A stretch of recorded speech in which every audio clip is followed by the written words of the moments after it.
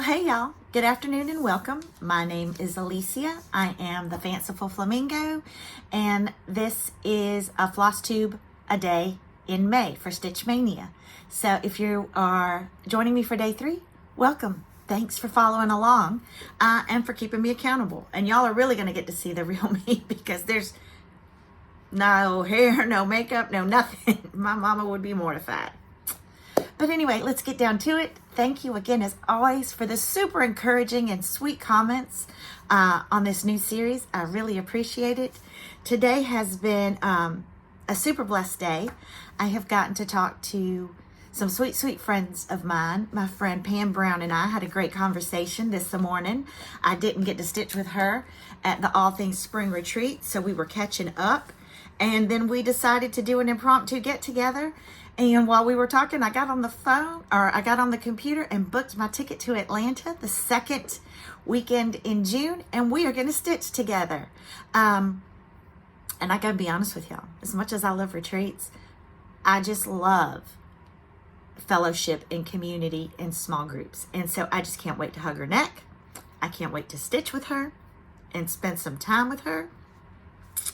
And I'm just going to share with y'all on this that is something that's been on my heart, asking God to guide me in what He would like for me in this next chapter of my life as my kids are getting a little bit older and independent.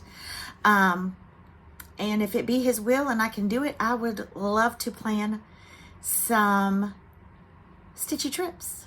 So I'm going to throw that out there. But let's get down to while we're really here, and that's my Stitch Mania plans. So we spun the wheel on Monday, and it fell on my Teresa Kogut, Life is the Flower, that I had started stitching a little bit.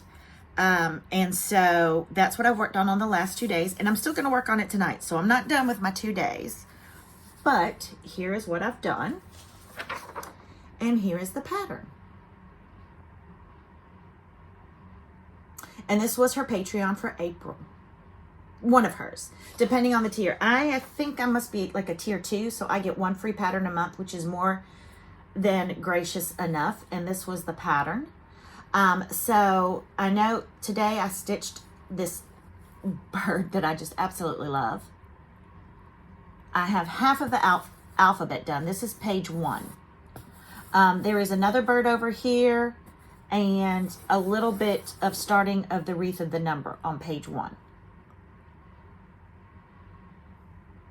So that is what I've worked on today for Stitch Mania, and I have worked on this for 2 days.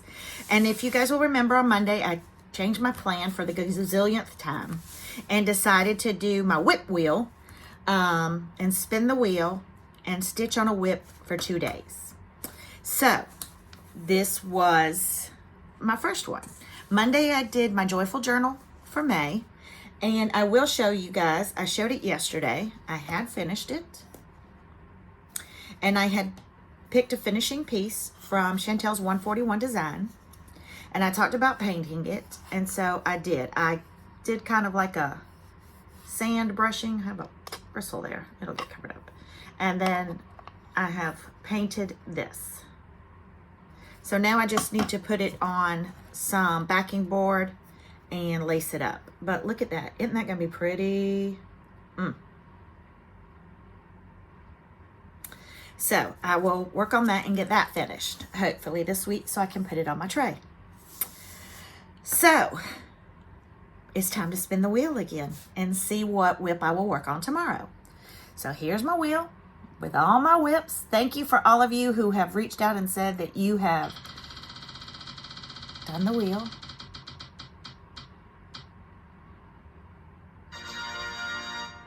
Emily's sampler.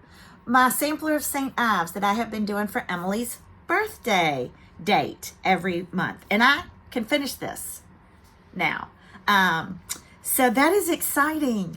That is exciting. I have to finish charting out her name and doing a few numbers on that. But so tomorrow, I'm pretty sure I could get it done tomorrow. That it won't take the 2 days. So that also excites me. I was kind of hoping it would be a whip that was almost done, because I am obsessed with this one. And I say that with everything I stitch. When I finish Emily's sampler, I will take the rest of the next 2 days and give this more love. I feel certain that I can finish the alphabet.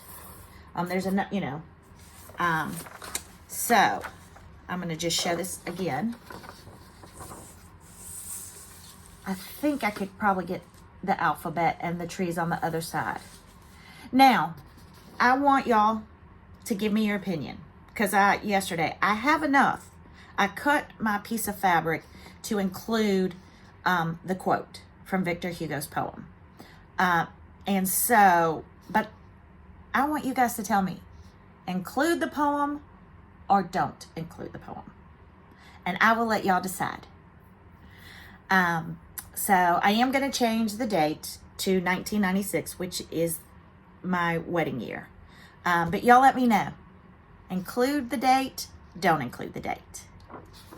All right, so that's Mania so far. And then again, I'll be working on Emily's sampler tomorrow. I'm so excited to have that one finished. I really thought I was going to get it finished in April, and I didn't.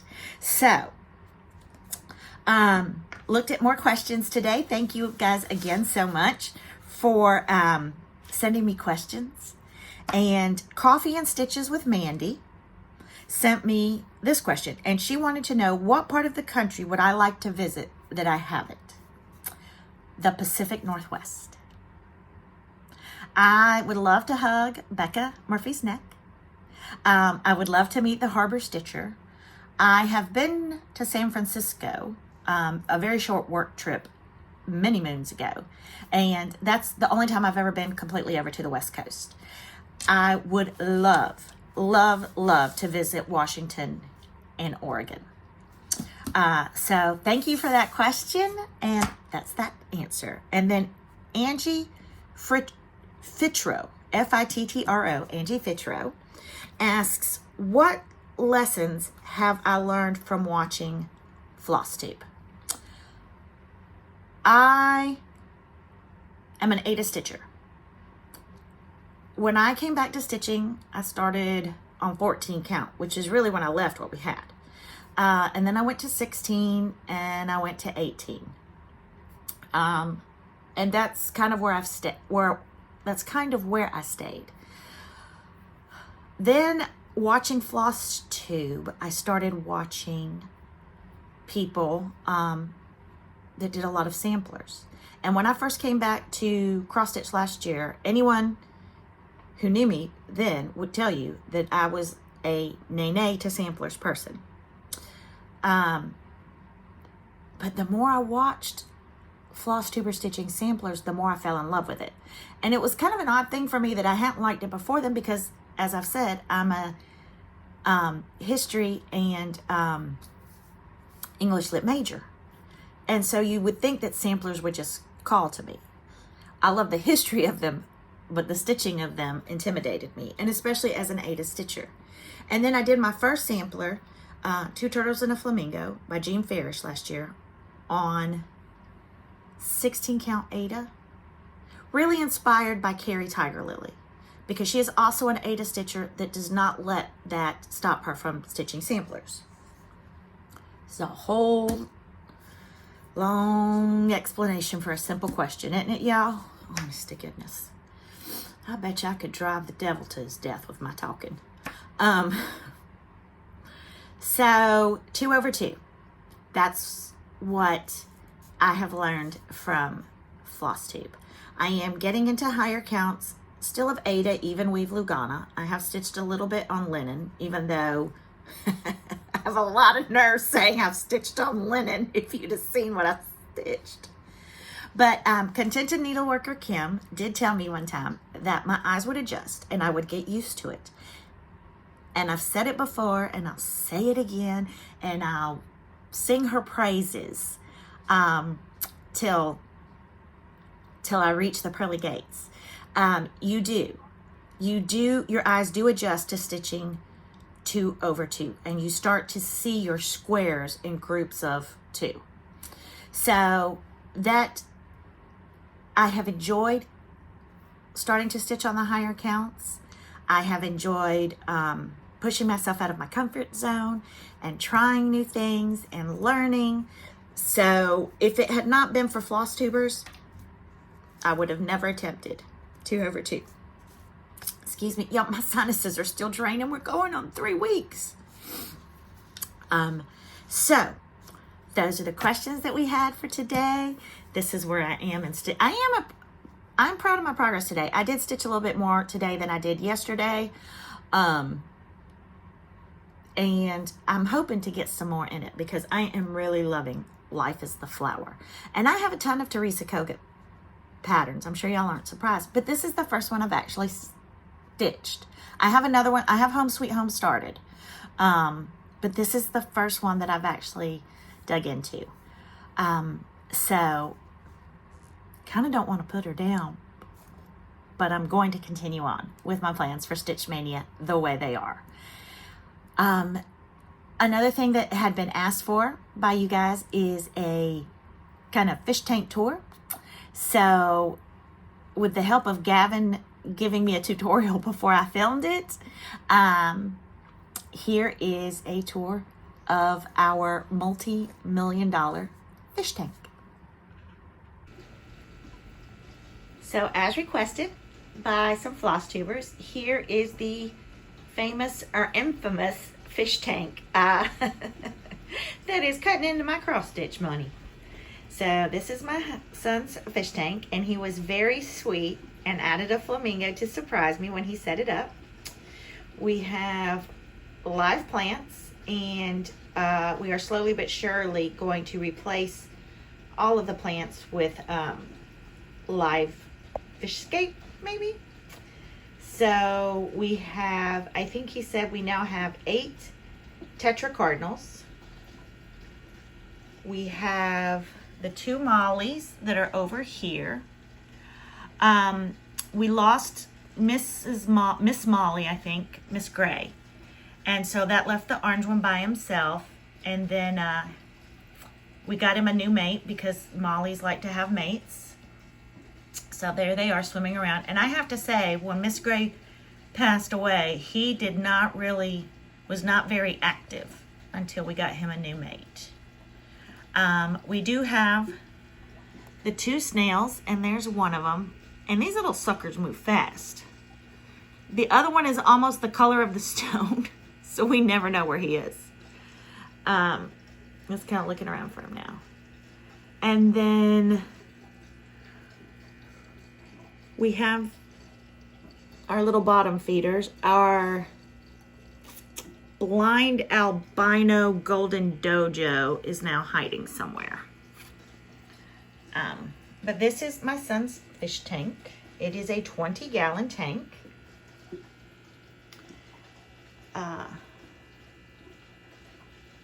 This is maybe our 2nd or 3rd filter now. We have some bubble making machine.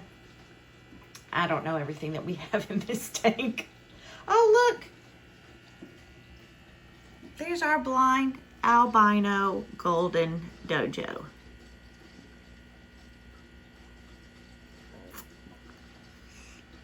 Who is apparently like the piranha of fish tanks and keeping us from getting certain fish, but my son loves him, so he must stay. So thank you guys for always being so supportive of his fish tank and our stories, and for asking to see it.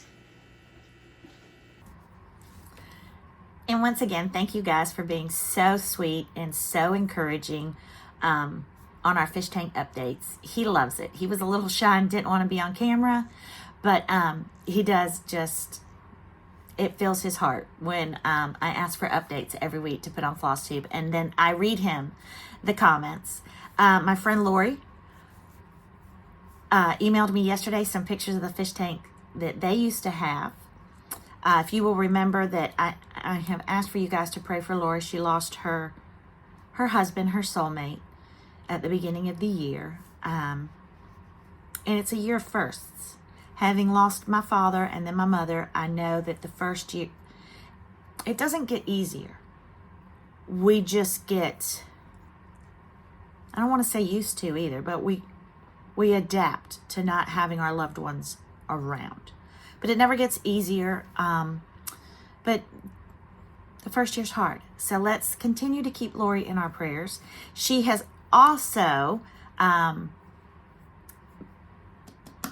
gotten off the wait list for StitchCom Weekend B, which is the weekend I'm going. So I am keeping my fingers crossed that she does get to go and that I get to meet her and hug her neck. And Lori, I so appreciate you sharing your photos of your gorgeous saltwater fish tank. Ours is just a little freshwater 20-gallon one, and it's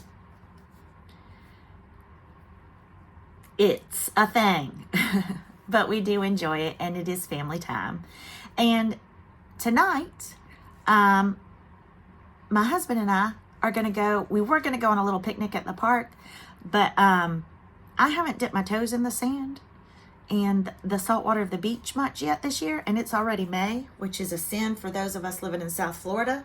So I have asked him instead, after the traffic dies down tonight, if we could just go walk the beach for a little bit. So those are my plans for tonight, and then when he goes to bed and the kiddos go to bed tonight, hopefully I'll get a little bit more stitching in on Life is the Flower. Thank you guys again so much for joining me on this Flosstube a day in May, and we'll see each other tomorrow. Bye.